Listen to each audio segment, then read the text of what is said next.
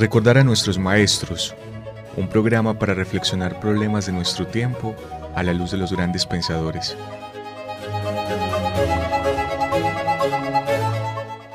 Dirección: Carlos Mario González, profesor de la Universidad Nacional de Colombia, sede Medellín.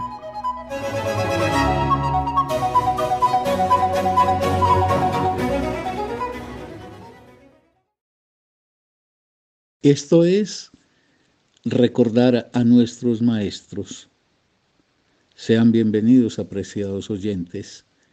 Este programa se transmite por la emisora de la Universidad Nacional de Colombia, Radio UNAL, Medellín, en los 100.4 de frecuencia modulada. Yo soy Carlos Mario González, director del programa. Lo primero de todo sea agradecerle a Jorgito Benjumea, quien desde la cabina de controles de la emisora es la garantía de que el programa pueda llegar hasta ustedes. En el día de hoy retomo el camino que vengo transitando desde ya hace algunos meses y que me propuse para una serie de 16 emisiones. La de hoy sería la número 12, lo cual quiere decir que restarían 4, que voy a tratar de distribuir entre la emisión que hoy realizo y la del próximo lunes, cerrar el tema de la irracionalidad que promueve el cristianismo. Y luego dedicaré 2 programas a mostrar por qué cultiva también el cristianismo la ignorancia. Y finalmente un programa para el tema correspondiente a la sumisión. Son 3 efectos que la creencia cristiana instala y desarrolla en sus creyentes: ser personas que se habitúan a recepcionar discursos que no pasan por las exigencias y los criterios de la racionalidad, a que pasan por alto también las peticiones de rigurosidad de todo aquello que se transmite a nombre de lo acontecido en el pasado, y finalmente que despierta una gran sumisión, una actitud de mucho acatamiento, de mucha docilidad en quienes adhieren pues esta creencia. El propósito mío es simplemente ofrecer algunos elementos para que, bajo el criterio independiente de cada cual de ustedes, diriman la validez o no de mis afirmaciones. Espero que el programa les pueda interesar y, de ser así, me gustaría muchísimo poder continuar contando con la compañía de ustedes en lo que resta de esta serie. Título de la emisión de hoy: el cristianismo como exaltación de la irracionalidad, la ignorancia y la sumisión.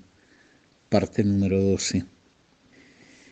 Yo he venido, apreciados oyentes, tratando de hilar unos argumentos para mostrar que hay un primer asunto muy grave en la creencia religiosa, y es la debilitación que hace esta de la exigencia de racionalidad con respecto a las afirmaciones que formula. Es como si fuera un laboratorio de aprendizaje en donde los creyentes se enseñan a no tener el criterio de exigencia racional para las cosas que le formulan. Entonces se le puede decir cualquier cosa y él la acata.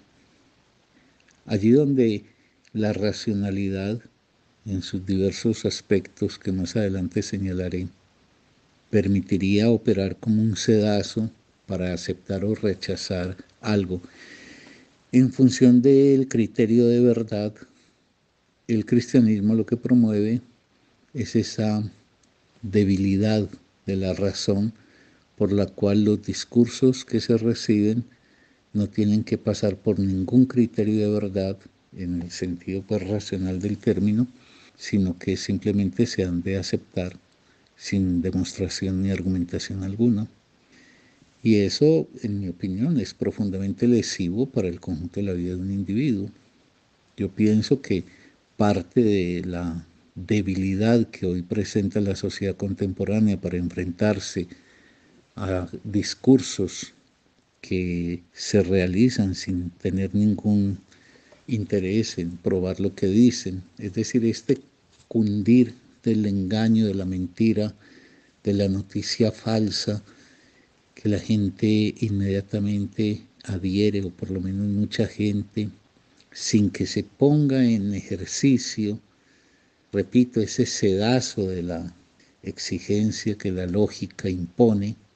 Yo creo que eso tiene que ver mucho con que el cristianismo ha sido un promotor a lo largo de 2000 años de ese crea las cosas porque se le dicen, no porque se le demuestran.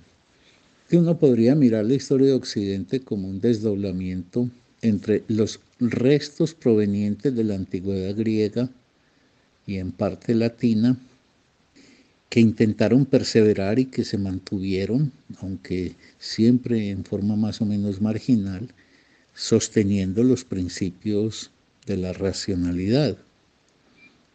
Es decir, los principios que exigen que la verdad no sea cualquier cosa que se diga en gracia a la autoridad de quien la denuncie, sino en función pues de la posibilidad de que eso sea probado, sea demostrado. Desde un lado, desde Grecia, con el golpe de gracia que le infligió el cristianismo a esa antigüedad griega para poner más bien las cosas por la vía pues de la creencia ciega, de todas maneras los remanentes de la antigüedad griega se mantuvieron, así fuese lateralmente, tangencialmente, no lograron desaparecer, pero sí fueron más o menos conducidos a ser una virtud y un atributo de una élite. Por eso el conocimiento racional siempre ha estado en posesión de minorías. Y durante un larguísimo tiempo la racionalidad prácticamente estuvo encubierta por completo por el imperio de la creencia religiosa. Me estoy refiriendo a los fines de la antigüedad y particularmente pues el largo periodo de la Edad Media, que algunos, montándose siempre sobre algo que es cada vez más decisivo en esta sociedad, la moda, entonces se engalopan en una afirmación de que la Edad Media no fue ninguna edad oscurantista. Claro, la Edad Media no fue una época en donde no se elaborara algún tipo de conocimiento, incluso donde no hubiera algunos desarrollos interesantes, por ejemplo, en la misma lógica y en la retórica, etc. Pero la Edad Media, por el gran peso que tiene el cristianismo, la Edad Media es una época donde no se puede hablar de ninguna investigación seria, sostenida en forma pues, racional. Es decir, lo que los griegos habían enseñado de alguna forma se pone entre paréntesis, por lo menos de manera hegemónica, y los restos de una indagación que trate de apoyarse en fuentes que racionalmente puedan operarse con ellas para efecto de una demostración, eso pasa a un segundo plano y por consecuencia, como he dicho, a ser de tentación de una pequeña minoría.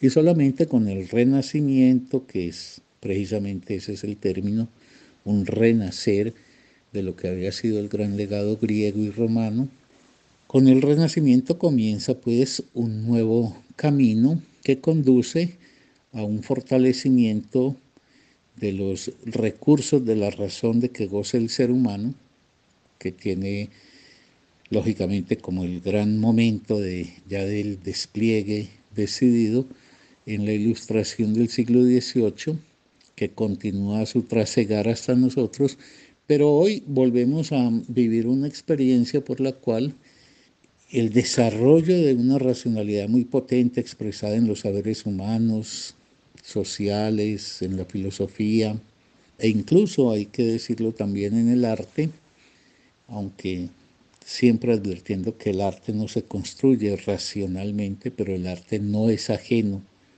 por parte de los agentes que lo promueven, me refiero a las grandes obras artísticas, no es ajeno a la racionalidad. Entonces hoy existe un altísimo desarrollo en los saberes racionales, pero al mismo tiempo sigue siendo un asunto de minorías, mientras la gran mayoría de la población se alimenta de cosas que promueven narcisistamente la opinión sin exigencia de demostración o entregan a esa población a una creencia completamente infundada en cualquier afirmación que se haga por parte de un tercero. Y eso obviamente contribuye de un lado pues a que los conflictos en la sociedad no solamente no encuentren caminos de tramitación civilizada, sino que la conflictividad se encienda mucho más, se vuelva más difícil e incluso más improductiva. Y por otro lado, pues hace que el valor de aquello que pudiéramos definir como un acuerdo a efecto de una verdad que tenga la posibilidad de ser comprendida, entendida y demostrada por cualquiera, que eso pierda terreno y se vuelva o siga siendo más bien una posesión de una minoría intelectual. Yo he venido tratando de mostrar eso, de por qué el cristianismo debilita mucho el ejercicio de la racionalidad, lo debilita inmensamente. Es decir, un ser que se enseña a creer lo que le dicen y que dice que la razón de eso es que es una fe que tiene como una verdad que él no puede explicar ni exige que le sea demostrada, es una persona que se habitúa a que en la vida uno se comporta sin exigencias lógicas para todo aquello que se recibe, o en todo caso que en gran parte de lo que recibe no pone ese tamiz de la racionalidad a efecto de decantar si lo que se le está denunciando es válido o no es válido. Hoy quiero precisamente pues seguir avanzando en ese asunto porque a mí me parece clave. No es un capricho el insistir en la necesidad de potenciar las relaciones con la racionalidad. Recuerde que yo entiendo por racionalidad una forma concreta de despliegue de la razón, que es esa, y me disculparán que sea tan reiterativo, pero es imprescindible, que es esa por la cual todo aquello que se quiere proponer como verdad está bajo la exigencia de ser demostrado. Pero para el despliegue de la racionalidad es imprescindible la lógica. Y donde hay fallas en la lógica, obviamente, lo que se empieza a desmoronar es la racionalidad y la exigencia de una verdad que sea una verdad racionalmente sustentable. Entonces eso hace muy susceptible a las personas de asimilar como verdadero todo lo que le diga a alguien que tenga un poder de transmisión retórico, carismático, etc. Ese es el problema. Ahorita hay una moda académica, el mundo académico es un mundo de las modas. Entonces hay una especie de moda que se estableció y es que no es pertinente ni necesario entrar en discusiones con la religión o con la entidad de Dios, porque eso pues finalmente como que queda librado a que cada cual dirima su creencia. Y eso es, en mi opinión, parte de una época en donde el discurso políticamente correcto se le impone a los académicos y estos sumisamente lo acogen porque discursar de forma políticamente correcta pues se gana el beneplácito de los oyentes, de aquel que lo escucha a uno, pues porque uno le dice lo que el otro quiere escuchar. Pero yo creo que la tarea intelectual es la tarea de decir las cosas hasta donde se pueden sustentar, por más dolorosa que sea esa verdad que se enuncie. Entonces, en esa moda se dice que pues es como anacrónico, que es como desueto discutir con la entidad de Dios. Y se apoyan falsamente en la afirmación freudiana de que Dios es de alguna forma una figura arraigada en lo inconsciente del sujeto, como dije en el programa anterior. Pero eso es, en mi opinión, impresentable. porque es que no tiene que dar ninguna razón por la cual la religión y las religiones y sus afirmaciones no se sometan al juicio de la razón, porque tienen que ser excluidas. Y si lo que se me quiere decir es que no hay ninguna eficacia en un contradiscurso al religioso, diré que eso también es falso, o por lo menos que no es del todo cierto. Porque yo estoy muy de acuerdo con lo que dice el psicoanálisis de que Dios es una demanda inconsciente del sujeto en función de buscar fundamentalmente tres cosas: que la vida tenga sentido, porque no la habría provisto el propio sujeto, sino que el Dios hacedor le daría ese sentido; porque haya seguridad y amparo, porque entonces ese Dios velaría, aunque los ejemplos de todos los días contradigan eso, los ejemplos de la realidad, pero el deseo, la ilusión del sujeto le echa arena a esas realidades en donde permanentemente queda probado que no hay ningún Dios que esté ofreciendo garantías y seguridades, pero digamos la ilusión lleva a construir una figura que depararía pues esa segunda condición para la creencia, que es la provisión de formas de seguridad. Y la tercera es obviamente la inmortalidad, que yo decía en el programa anterior, pues es como el quid de la cuestión de nuestra vida. Es lo más difícil de uno asimilar, porque la muerte nos cuesta mucho y entonces es más fácil encontrar el camino de afirmación de, de una eternidad garantizada, incluso aunque esa eternidad sea para pagarla en los infiernos. Pero es preferible el infierno eterno a la vida finita. Esos son los tres grandes principios que satisface la ilusión religiosa y que en forma inconsciente lleva a muchas personas a adherirse a ese tipo de creencia.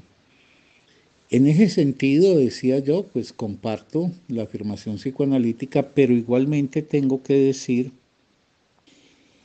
que la crítica racional al discurso religioso, esa que fue tan común en el siglo XVIII y parte del XIX, todavía incluso hasta comienzos del XX, pero que estas modas, particularmente académicas, que están en la línea del discurso políticamente correcto, del discurso que no incomode, que no perturbe, que no moleste, han terminado por calificar de desuetas.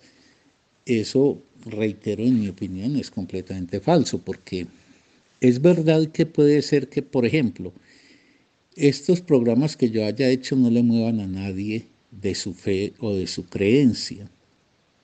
Es muy probable, guardando pues las inmensas e infinitas diferencias. Eso es también algo que afirma Freud, pues lo que yo estoy diciendo lo afirma Freud. Probablemente yo lo digo porque en gran parte lo he aprendido de Freud, que puede ser que el discurso de uno no alcance para remover las profundas raíces que en otro ser humano lo anclan a la creencia religiosa. Es muy probable que lo inconsciente en ese sentido prime sobre cualquier demanda de la conciencia y de la racionalidad en su operación consciente. Pero también es cierto que el discurso contrarreligioso, el discurso que muestra la cantidad de falacias, de imaginerías en que se sustenta la afirmación religiosa, puede ser un elemento de reforzamiento para que alguien que no está tan anclado, que no tiene esas raíces tan profundamente arraigadas, pueda esta persona entrar en contradicción entonces con lo que se le había, por ejemplo, transmitido. Y creo que el ejemplo que uno siempre puede poner cuando habla desde esa no creencia es uno mismo. Creo que los que no fundamentamos la vida en ningún tipo de creencia metafísica de que nos aguarda otro mundo y destinos salvíficos o infernales, quienes no parapetamos nuestra moral y nuestra conducta en ese tipo de creencias, fuimos en gran mayoría por la transmisión recibida, por ejemplo, a través de la familia, creyentes en nuestra temprana edad. Pero en el camino de la vida, la aparición de discursos provenientes de maestros o de grandes pensadores pusieron en operación también la capacidad de razonamiento de uno y el criterio de logicidad, y eso llevó a entrar en una contradicción con las formulaciones religiosas. Y finalmente, ese tipo de argumentación del que uno pudo proveerse gracias a la transmisión de otros, terminar operando como un elemento de fortalecimiento que aniquila la creencia de corte metafísico, de corte religioso. Por ende, eh, por dos razones por lo menos, yo creo que sigue siendo completamente pertinente el debate con la religión. La primera razón es que no hay nada que sitúe a la religión y a su creencia, por ejemplo, en la divinidad, por fuera de las posibilidades que tiene el ser humano con su razón de juzgar lo que se le transmite. Y lo segundo es porque la razón, que he dicho muchas veces y no me cansaré de repetirlo, es muy poquita cosa, pero es con lo que contamos para vivir. No, los animales no cuentan con razón, nosotros sí contamos con la razón y contamos además, los que somos hijos de la cultura occidental, con ese inmenso desarrollo de la razón que significó la racionalidad que introdujeron los griegos y que luego fue desarrollada pues después de un gran salto en donde el cristianismo se había impuesto de manera hegemónica, la racionalidad reaparece post-renacimiento y llega hasta nuestros días. Pero digo, quienes hemos podido disponer de eso, del ejercicio de la racionalidad, podemos entonces también plantearnos que no hay ningún motivo por el cual pueda la religión y sus creencias considerarse exonerada de tener que rendirle cuentas a la razón. Y eso que es tan poquitico que venía diciendo, pero ¿qué es lo que tenemos? ¿Qué es lo que tenemos? Yo he puesto un ejemplo que lo voy a repetir, que es muy elemental, si se quiere es hasta muy simple, por no decir simplista, y es que es como si uno se encontrara en un mar proceloso como náufrago, logró subirse a una balsita y ahí va uno con otros 4 o 5 en esa balsita. Esa balsita es muy poquita cosa, sería preferible ir en un transatlántico. Esa balsita es muy poquita cosa, pero esa balsita es lo que se tiene.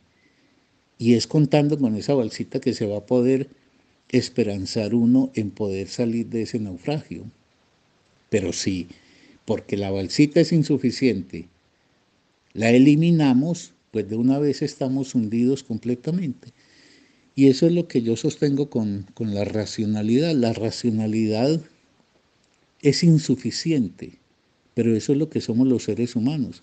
Por eso no somos omnipotentes. Por eso hay muchas cosas para el ser humano que están por fuera del dominio de su razón, pero esas cosas que están por fuera del dominio de la razón no se traducen a sistemas de creencia. Por consecuencia, esa petición de que la religión tiene que estar por fuera de las peticiones, demandas y requerimientos que hace la racionalidad, en mi opinión, es falaz y no hace sino parte de esas modas que transmite el mundo académico. Yo creo que tenemos que seguir persistiendo en apoyarnos y en exigir que las cosas que se nos presenten porque efectivamente dan cuenta de un camino hacia algo que el ser humano puede compartir como verdadero hasta donde la verdad alcance. Entonces no hay ninguna excusa para que la religión quede por fuera de eso. Ahora, ¿cuál es el embate de la religión? El embate de la religión, lo que está siempre en entredicho por ella, es el gran tema de la lógica. ¿Y qué es la lógica? Eso que con lo que contamos nosotros los seres humanos, que insisto, es muy poquito, pero es lo que tenemos.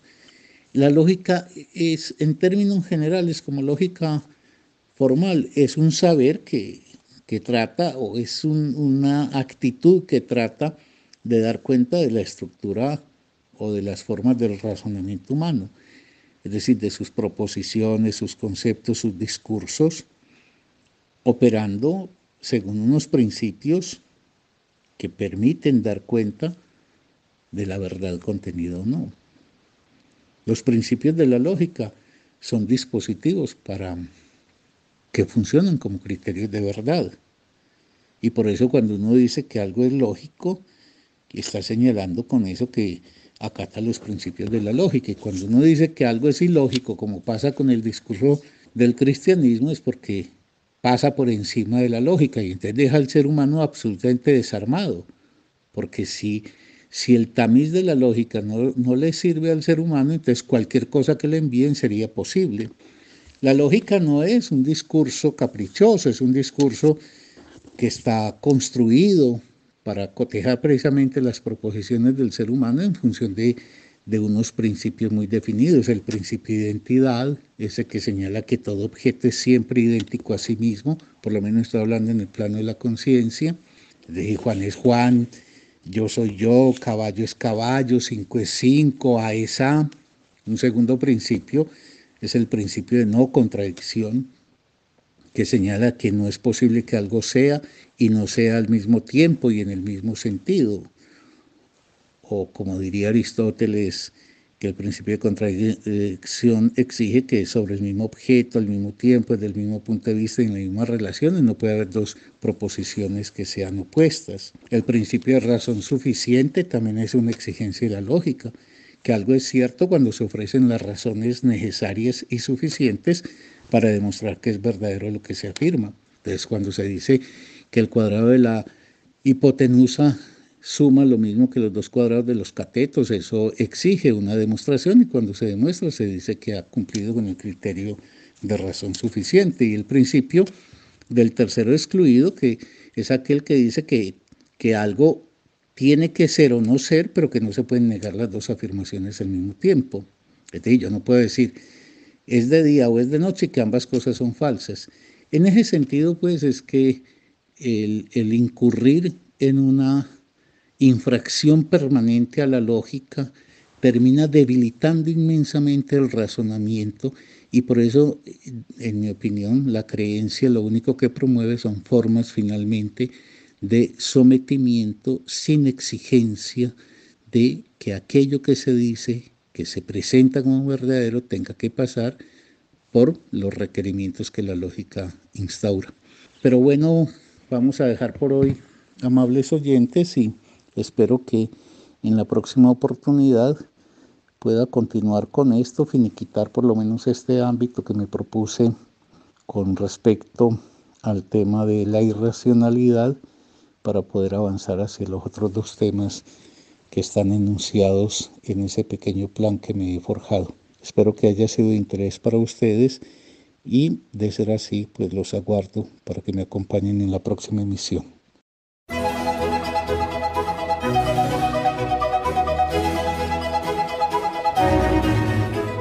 Recordar a nuestros maestros, un programa para reflexionar problemas de nuestro tiempo a la luz de los grandes pensadores.